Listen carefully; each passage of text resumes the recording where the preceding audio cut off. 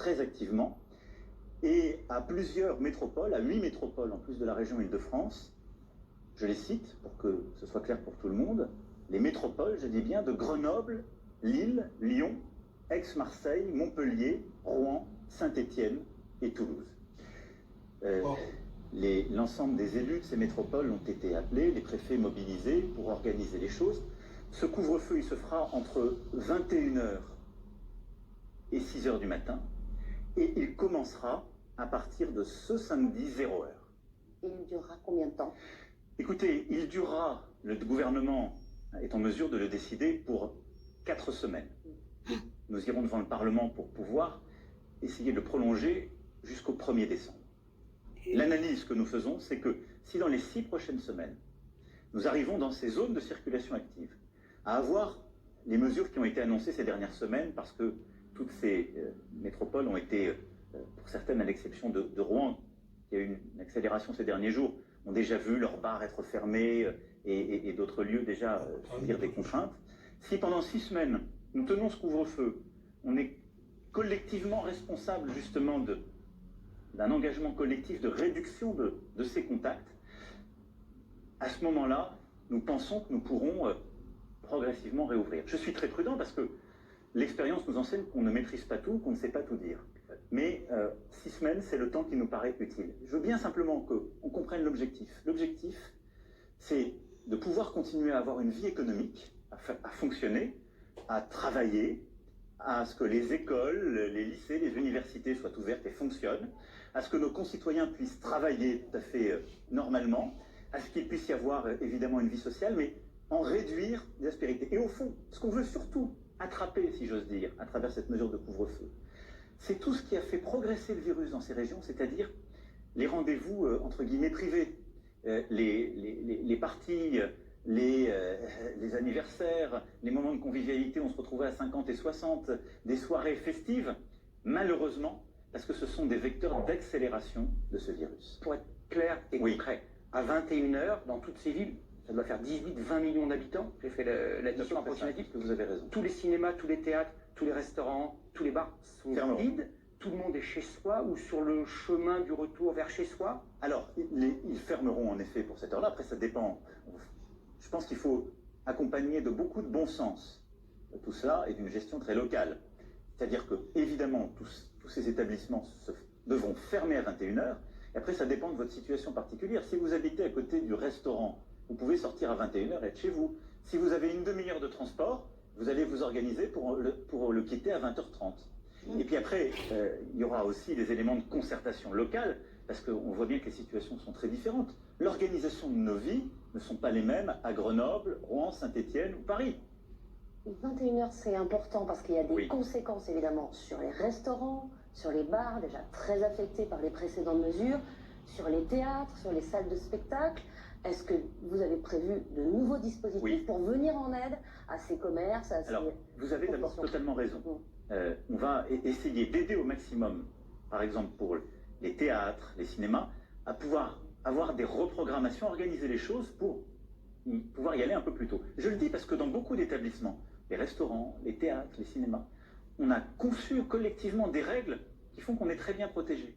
Très bien protégé. Parce qu'on a réduit le nombre de personnes avec qui on est à table au restaurant, parce qu'on a des protocoles aujourd'hui sanitaires qui sont très efficaces au cinéma comme au théâtre, ou à l'opéra. Et donc, là-dessus, on va essayer de programmer un peu plus tôt.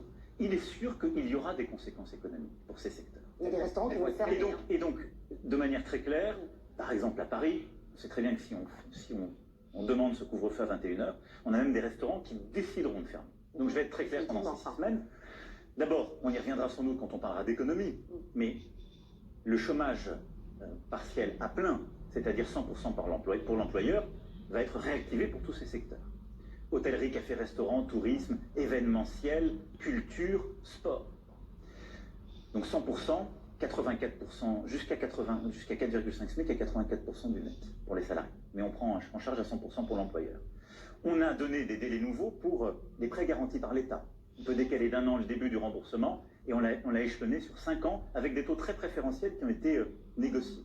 Et on pourra redemander les tranches supplémentaires auxquelles on a droit. Et puis, dès vendredi, dans chacune de ces métropoles, on va relancer une concertation locale avec tous les métiers qui sont concernés. Et nous allons améliorer la réponse économique avec tous ces professionnels. Je le dis, je pense en particulier à nos restaurateurs. Ils ont fait des efforts extraordinaires. Ils portent l'art de vivre à la française. Et c'est vrai que dans certains endroits, ils auront plus intérêt à fermer, ou ils devront fermer, parce que leurs charges fixes sont trop importantes.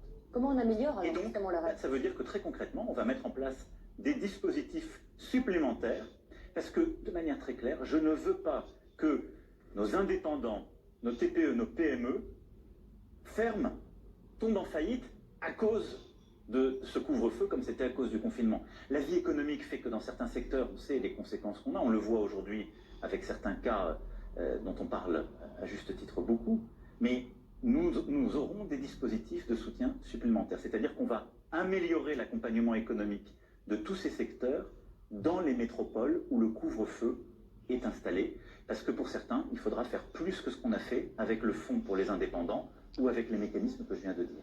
Je rajoute un point, pour les indépendants, je le rappelle, on l'a étendu jusqu'à 50 salariés le mécanisme, on prend jusqu'à 60% du chiffre d'affaires et jusqu'à 10 000 euros. Donc ça, c'est France entière. On va devoir améliorer ce dispositif dans les métropoles. Aujourd'hui, un restaurateur à Paris qui a des loyers importants, qui a fait tous les efforts pour se conformer, s'il ne s'en sort pas en fermant à 21h, on l'accompagnera. Je voudrais qu'on revienne très concrètement aux restrictions de liberté individuelle qui vont nous être imposées. Va-t-il y avoir des exemptions, des exceptions? J'ai compris que je ne pourrais pas me promener à 22h15 sans motif valable. Y aura-t-il des attestations, comme pendant le confinement? Y aura-t-il des applications sur téléphone portable? Comment ça va se passer? Oui, exactement. Comme ça, c'est-à-dire dès samedi matin 0h. Dès samedi, donc c'est le travail qui sera fait dans les 2 jours. Il va y avoir des attestations dès samedi. Demain, le Premier ministre avec les ministres font une conférence de presse pour rentrer dans les détails, mais de manière très simple. Je l'ai dit, nous allons continuer à travailler. Notre économie en a besoin, notre société en a besoin, on en a besoin. Nos enfants ont besoin de continuer d'être à l'école. Je me félicite que nous ayons été parmi les premiers pays à rouvrir nos classes, qu'on ait réussi la rentrée scolaire, et je remercie nos enseignants qui ont fait un travail formidable. On doit continuer ça. On doit continuer de pouvoir aller au travail dans tous les secteurs, pour soigner, pour faire tourner notre industrie, nos services, et notre pays a besoin de ça. Moral, et puis pour financer le reste du modèle. Et donc, évidemment, pour toutes celles et ceux qui rentrent du travail après 21h, ou qui travaillent de nuit, qui travaillent plus tard, il y aura une autorisation. Pour celles et ceux qui ont des urgences, par exemple sanitaires, il y aura des autorisations. Donc on va définir les cas, là aussi, je dirais, de bon sens, qui permettront de circuler. Il n'y aura pas une interdiction de circuler entre 21h et 6h du matin, il y aura une stricte limitation aux bonnes raisons. Et ça veut dire, par contre, qu'on n'ira plus au restaurant, on ne sortira plus du restaurant après 21h, qu'on n'ira plus chez des amis, qu'on n'ira plus faire la fête, parce qu'on sait que c'est là qu'on se contamine plus facilement et qu'il faut réduire. Et qui fera respecter ce couvre-feu? Est-ce qu'il y aura la police? Est-ce qu'il y aura des militaires? Qu'est-ce qu'on peut imaginer? D'abord, je pense qu'il faut des contraventions. Oui, il y aura des contrôles, et je remercie nos forces de l'ordre de le faire depuis le début. Et il y aura des amendes, comme il y en a déjà pour justement beaucoup d'infractions prévues. Combien, donc ce sera une amende de 135 €, qui est celle qui prévaut pour aujourd'hui les masques ou les restrictions déjà quand il y en a qui sont observées, je le rappelle. Et je rappelle aussi qu'en cas de récidive, c'est 1 500 €. Parce que il ne faut jamais l'oublier, ça doit être dissuasif. Et on va mobiliser tous nos policiers. Et donc on va mobiliser de manière proportionnée, et ça aussi ce sera fait localement, pour le faire. Mais ce que j'espère aussi, ce que j'attends de chacun d'entre nous, c'est que, comme on l'a fait au moment du confinement, chacun soit conscient des risques et de l'enjeu. Vous savez, au moment du confinement, nous avons été l'une des nations qui a le mieux respecté cette décision. Elle était très difficile. Les Français ont été exemplaires, parce qu'ils ont compris que c'était pour protéger les plus fragiles, pour protéger nos soignants. Et nous l'avons respecté beaucoup mieux que dans d'autres pays. Les chiffres le montrent, le rapport d'évaluation que j'évoquais le dit très clairement. Et donc, moi, ce que j'attends de chacune et chacun d'entre nous, c'est que dans les zones où c'est décidé, on le fait à bon droit, parce qu'il y a des chiffres qui sont transparents, qu'on partage et qui sont là. On en a besoin, et si on ne veut pas devoir prendre dans 15 jours, 3 semaines, 1 mois, des mesures plus dures, il faut le faire et le respecter. Et donc moi, je crois encore plus à la responsabilité de chaque citoyen, mais bien évidemment, il y aura des contrôles. Et pourtant, le rapport que vous évoquez, il parle aussi d'infantilisation. Il reproche une certaine infantilisation. C'est pour ça que est-ce que le couvre-feu, c'est pas aussi ça? Nous essayons collectivement de nous améliorer. Je pense que nous devons tous, et je pense qu'on y reviendra pour la France entière, et c'est ce qu'on essaie de faire ces dernières semaines, nous sommes tous en quelque sorte les acteurs de cette bataille contre le virus et de notre réussite. Il y a certains endroits, si on veut aller beaucoup plus vite, être plus radicaux, on a besoin de règles communes. Et ça, c'est mettre des règles, c'est pas infantiliser, c'est juste de dire à des citoyennes et des citoyens responsables, voilà, on met des règles parce qu'on a besoin collectivement de s'y fixer, parce que sinon, on aura d'être mobilisé, il n'y aura pas de restriction des transports. Premier point, c'est important parce qu'il y a des gens qui continueront à travailler la nuit ou en soirée ou le matin tôt, et parce qu'il doit y avoir des déplacements pour des bonnes raisons. Ensuite, nous n'avons pas décidé de réduire les déplacements entre les régions. Là aussi, c'est un choix, parce que je pense que, comme vous l'avez dit, le choix de ne pas infantiliser, mais de responsabiliser. Et donc, ça veut dire qu'on n'empêche pas les gens de passer d'une région à l'autre, ou, d'ailleurs concrètement, de partir en vacances. Mais on va leur demander de respecter des règles de citoyenneté pendant les semaines et les mois qui viennent. Ça, certains vont avoir du mal à le comprendre, parce que ces vacances de la Toussaint, c'est le moment des rassemblements familiaux, où les plus jeunes vont retrouver sans doute des grands-parents. Est-ce qu'il n'y a pas un danger, justement, à permettre ces vacances, à inciter même à prendre ces vacances de la Toussaint? C'est ce qu'a fait le secrétaire d'État au tourisme, alors qu'on est en pleine crise, alors que certains enfants viendront aussi de régions, de métropoles, où effectivement l'épidémie est à un très haut niveau. On sait que quand on est dans des espaces qui sont ouverts, on peut prendre l'air. On sait que quand on est justement dans des lieux où on peut sortir, on lutte plus efficacement contre le virus. Donc, demander aux gens de rester chez eux dans un appartement et de ne pas aller dans un lieu de vacances, honnêtement, ce serait disproportionné et parfois contre-intuitif. Donc en fait, on va soulager un peu les métropoles en permettant... Aussi pour partie. Et d'ailleurs, regardez, c'est un peu ce qu'on avait vécu au début du confinement. Est-ce que, pour autant, on a eu du virus qui s'est mis partout? Non.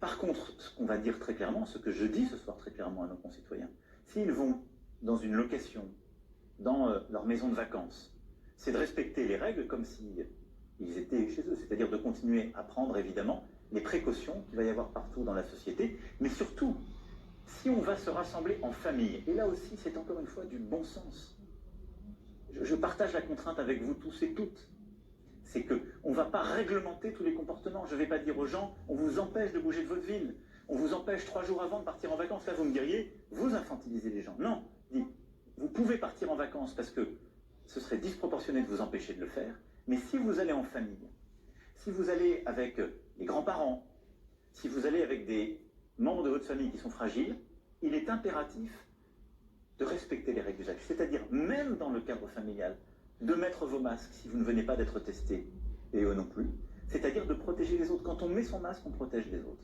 Et donc de mettre vos masques quand vous êtes à moins d'1 mètre, de garder au maximum les distances, et les promenades dehors, pour s'aérer, c'est une très bonne chose, mais se confiner, avoir des gestes, même d'affection, si je puis dire, sans aucune précaution, n'est pas adapté à la période que nous vivons.